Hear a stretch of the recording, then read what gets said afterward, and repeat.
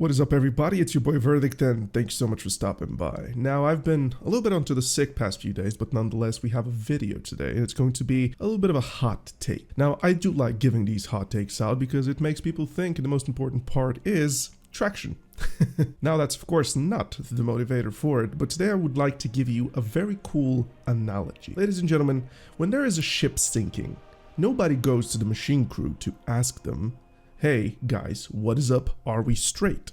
No, instead everybody goes to the captain of that ship and ask them the question, "My friend, are we good? Are we doing well? What is happening? Why is it happening? Can you please talk to us? We're scared." This is the current situation in Black Desert Online, and I need to be honest with you, right now the captain of the ship, lead game executive, or one of the two game executive producers, jae-hee Kim, is really out of touch with the fans' favor. Now, I need to also mention something, because I had a very heated debate last night with one person who is a really good friend of mine, and basically we spoke about, is it really Jay's fault? Whose fault is it? And to that I reply, it doesn't matter. It's very simple. When something is being pushed out into the game, it goes through the iron fist of the lead game executive producer. Now, there is literally no reason to have a conversation on how compartmentalized Black Desert Online and Pearl Abyss is, because that is literally out of the question. It doesn't matter who does what, why is it being done that way, as long as that company produces one person as a choke point, literally to have a discussion with the player base, and we will look forward to that person explaining to us what is going on. And right now, that person is very iffy.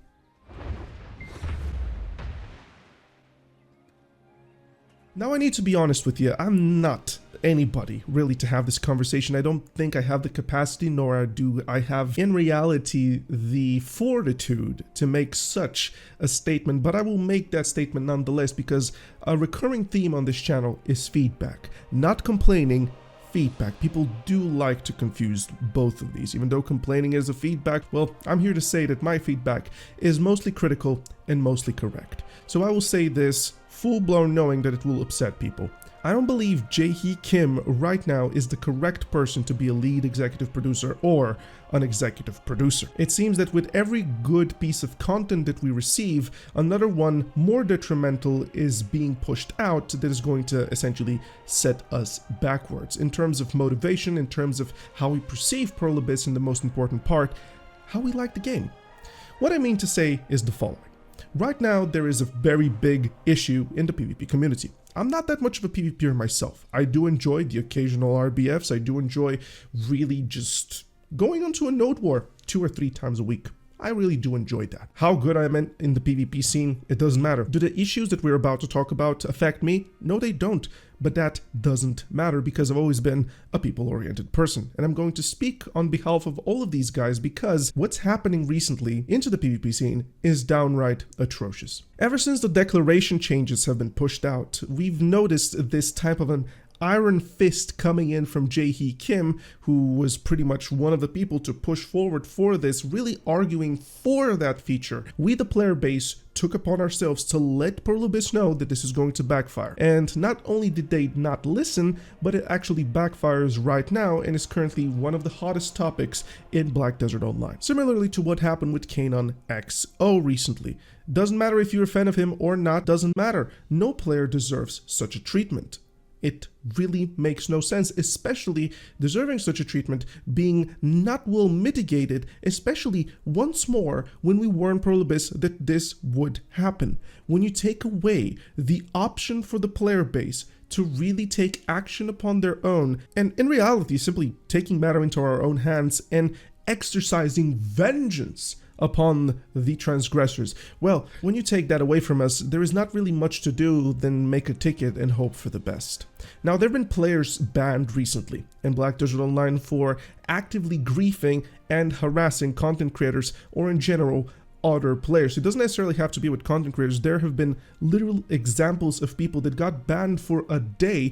Unfortunately, I cannot show these screenshots because they're a part of the NDA, which I've signed with Pearl Abyss, and this was circulating within the partner chat, but you just have to take my word for it, I guess. So I think I'm a credible source already. Anyways, one of the most important things is that griefing is never a good thing, especially when you take away the player's power to act upon griefers. You tend to have a really more complacent community, and one that is really losing favors with the people pushing for that feature. Now let's talk a little bit about that. I do not understand jae-hee's stubbornness on many topics, especially a topic like damage numbers, especially topics around, you know, experimental content, topics around really just grinding in general. It seems like we're having the cannoneer pushing for pretty much all of these changes. And just to put out a little bit of an emphasis on what I'm trying to say, Land of the Morning Light, the storyline, the quest of it, perfect, absolutely, actually a treat, very good content, but then what that unlocks was officially dead within the first week. And what I mean is that the boss blitz, unfortunately, was literally dead on arrival. And not just that, they had to revive it with an overpowered incentive, and this kind of goes back into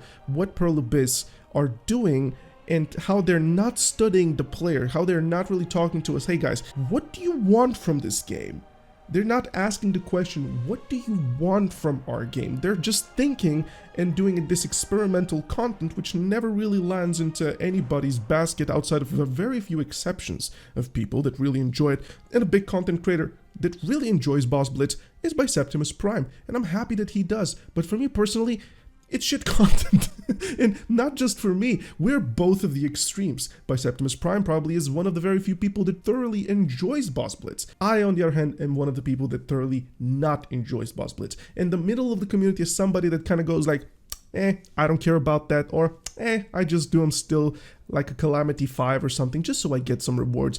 We are really scattered on that topic, but nonetheless, the content was officially announced dead and had to be revived with an overpower incentive such as sheet AP, sheet DP, and out of sheet drop increase.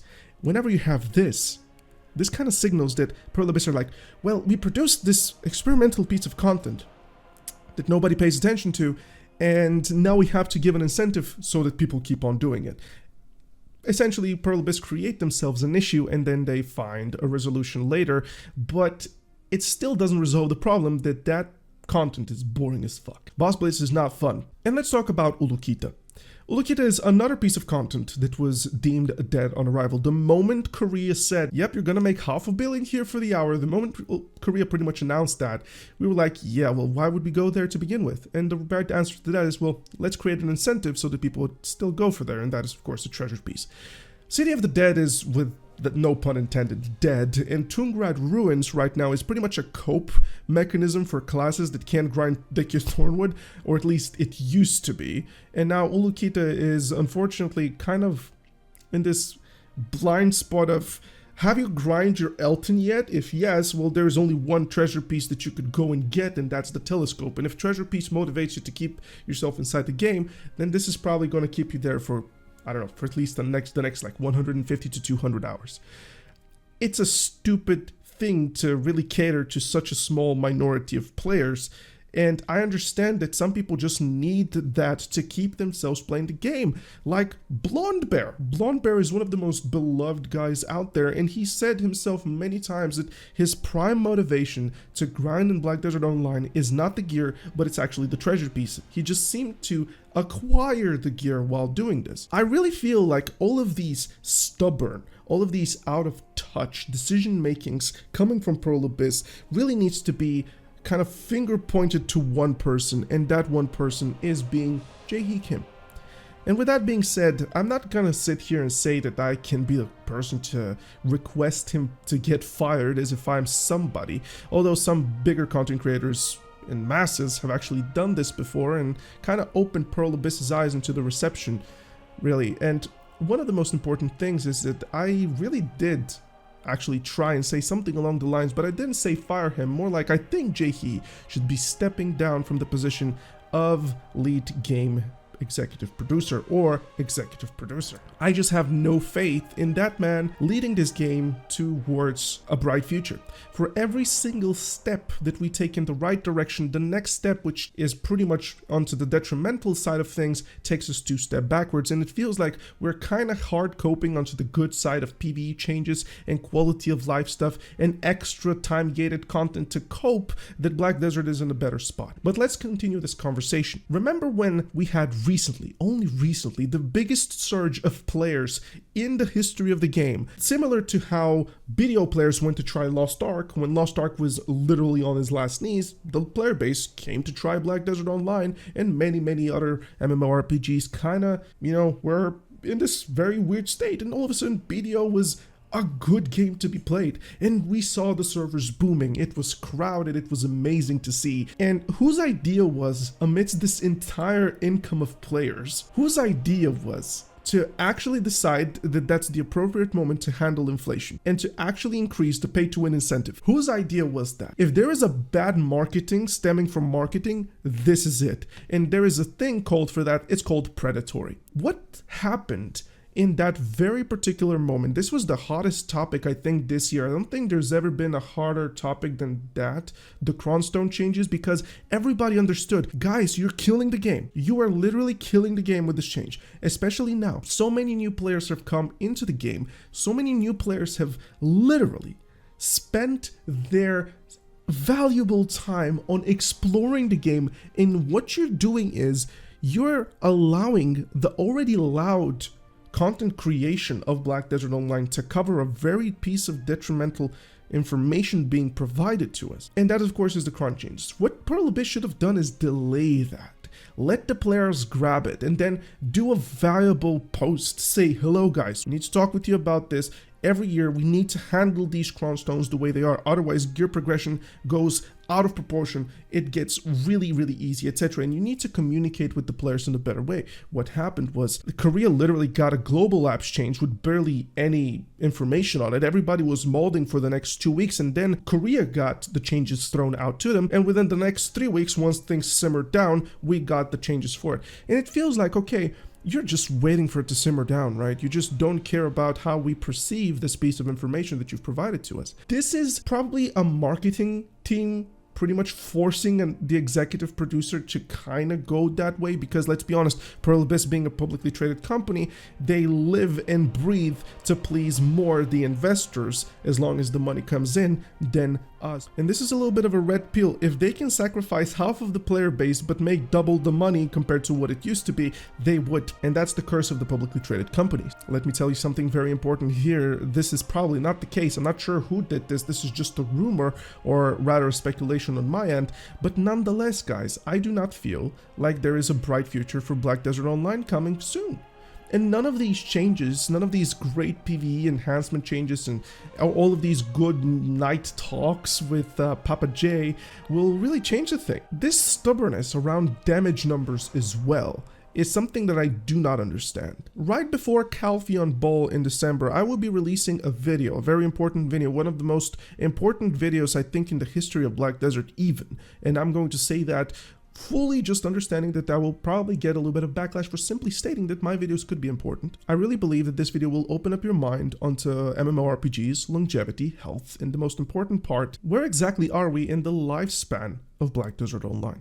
It's going to be a great video to be had. This entire stubbornness and this entire pride that is revolving around this Korean developer that really thinks that they have made a revolutionary MMORPG and that they are allowed to pull "we are unique" card and we want to do things like this, when there has been literal decades of testing, there's been literal decades of companies doing these things and keep on doing them successfully, yet we have our developers saying, no, we want to do this thing differently because we are a different company and we're doing this different. I can give you a very few examples. Let's talk about Arena of Solaire. How unfinished it was in release and how it's still unfinished. How the decision making behind maps, balance, crystals, many of these things that have already been literally polished out for other games, the system, the lack of hidden MMR. I understand the argument of we do not have enough players to push that in to production, therefore it will probably backfire, such as resulting in 10-minute queues, but I'm here to say one thing. I would probably be willing to bet that the entirety of the PvP base would prefer quality gameplay over non-quality yet faster gameplay. I would really much rather believe that people are willing to wait 5 minutes in queue for Arena of Solar, where the game will be a quality game, rather than wait less than, I don't know, half a minute and they are pretty much going to be put in a shitfest of MMR. But nonetheless, guys, I really spoke my piece. I am not looking forward to divide our community into who likes Jae, who doesn't like Jae, although that will happen. But with that being said, I'm looking forward to talking with you guys very soon. But it's going to be, unfortunately, on a different game. It's going to be World of Warcraft, and we're going to be playing Season of Discovery. And since everybody is on the Blizzard is back hype train, for the first time ever, I feel like I'm going to ride on that hype train as well. Who knows, maybe something will happen for me. We'll see. Enjoy yourselves. I really do love you, and I hope this video doesn't upset you.